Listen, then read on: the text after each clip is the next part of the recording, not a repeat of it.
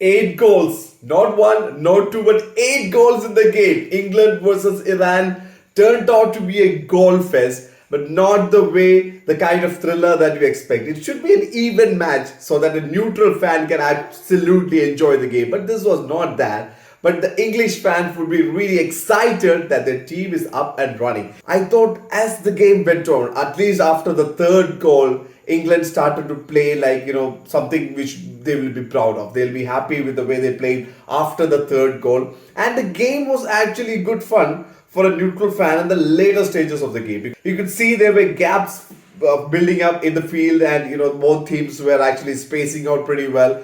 Before that, I would say England was not really tested in this game, which could be one of the things the coach and the fans would be, keeping in mind, because Iran, let's face it, in the last two World Cups, I remember that there's a gap between the big teams and the lesser teams. Let's say the England, the Netherlands, the Brazils and the Argentinas and the likes, Germany, France, all those in the better teams bracket and the lesser teams. The gap was actually coming down. It was narrowing. But both the games so far we have seen in this World Cup, it was nothing like that, because yesterday it was almost as if Qatar was non existent. But one thing is for sure, England will have to keep this in mind that when they are up against better opponents, which I'm not sure if they're going to get a very stiff game in this group stage, but maybe let's say in the next stage or the knockout stages, they will come against some really good opposition who will close them out.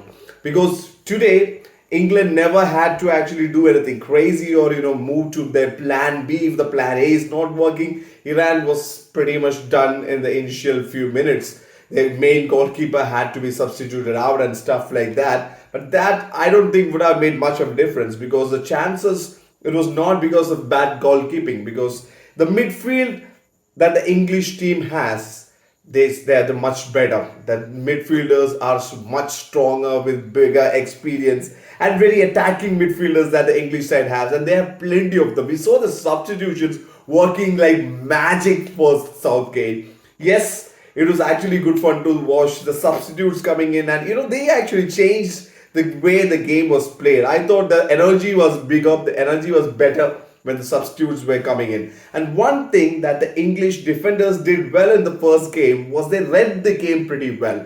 Because when, at the later stages at least, when Iran was coming out with a few tricks of their own, the English defenders were able to actually read that in advance and actually block those out. So that skill will come in handy when they're facing the bigger teams. And all we need to see is, will that be good enough? Because when the defense or the strategy of the opposing team is so good that they will not give enough space for the English midfielders to actually make the play, then how will England respond? I think Bellingham is one big talent. Okay, I mean, just imagine at this age, he is one of the leaders in Borussia Dortmund.